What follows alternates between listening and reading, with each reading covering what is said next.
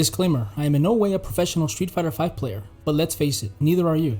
And if you clicked on this video, it's because you're stuck in low ranks. What I am is a casual player who has played Street Fighter V for 7 months and has taken not one but 2 accounts into Platinum rank. Granted, it was with the same character, but that still counts, right?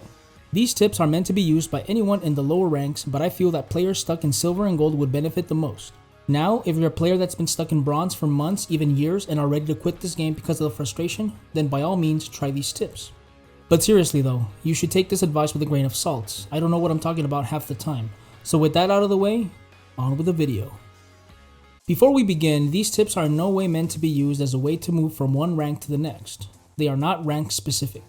If you are looking for a more detailed tutorial to move from Rookie to Bronze, Bronze to Silver, or Silver to Gold, then I suggest you check out Silos. I'll link his information in the description. His tutorials are comprehensive, detailed, and some are even character specific. The tips I'm about to share with you are more universal and can be applied at any rank. Tip number 1. Stop waking up DP. This is such an easy concept to understand. I mean, all you have to do is stop waking up DP, right? So let's analyze what this move entails.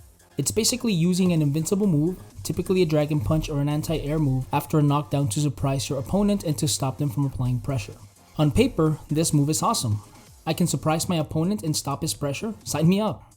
I mean, sure, this move might work once or twice, maybe even a third time. But trust me, it becomes predictable after a while and it opens you up for major damage. I get it, old habits die hard, but this habit you have to take it out into the field, shoot it in the back of the head, and bury it. Now, does this mean that you never wake up DP? Ever? No, of course not.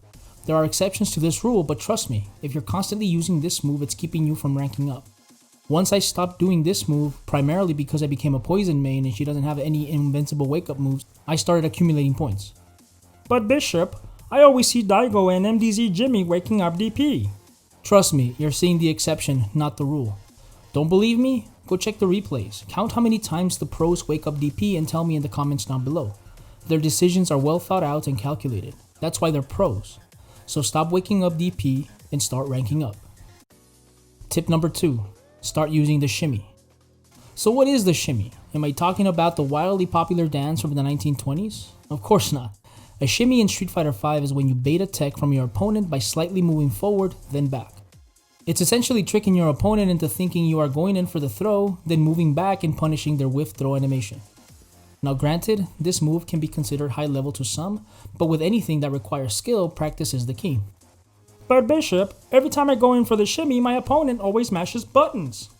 This could happen, but a way around this is by conditioning your opponent to expect the throw. One tendency I noticed, especially in lower ranks, is people tend to go for a throw after a jump in. If this works the first time, your opponent might tech the next time you do this, which opens them up for the shimmy. For me, I have found that there are 3 instances where the shimmy works best. In the corner, when you're applying pressure, after an anti-air attack, and when baiting a tick throw. Now I'm sure there are other instances where the shimmy can be useful, so if you know of any other setups, be sure to share them in the comments down below. I have also linked Infectious's video on the shimmy tutorial in the description so you can start practicing this move. So start using the shimmy and start ranking up. Tip number 3, be aware of your V-meter. If you're a brand new rookie or bronze player, then this tip might not be for you. Learn the game a bit and practice some more. But if you've been at this for quite some time and are struggling to get out of silver or gold, then it's time to start looking at how you spend your V-meter. So what kind of player are you? Do you go the entire match without touching that glorious red bar because you're oblivious to its existence? Do you pop off V-trigger at the first sign of it regardless if it's a neutral because it's the comeback mechanic and you need all the help you can get? Do you constantly V-reversal because you hate getting locked into those bullshit block strings by Bison or Ibuki players? Or do you V-shift till there's no... Wait, you know what? Don't even get me started on the V-shift. That shit's been out for 2 months and I still haven't gotten used to it. But seriously though, what's your go-to tool? V-trigger? V-reversal? V-shift? Or do you simply not use it at all? Tell me in the comments down below and I'll tell you the answer next week. Nah, just kidding guys.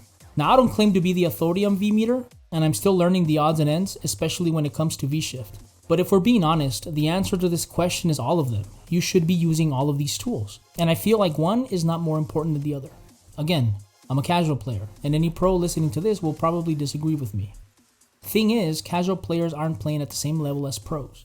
So pop off that V-trigger because it's the comeback mechanic and you need extra help. Maybe not in neutral, but during a combo stream. V reversal whenever you're caught in the middle of those annoying block strings to give yourself a moment to catch your breath.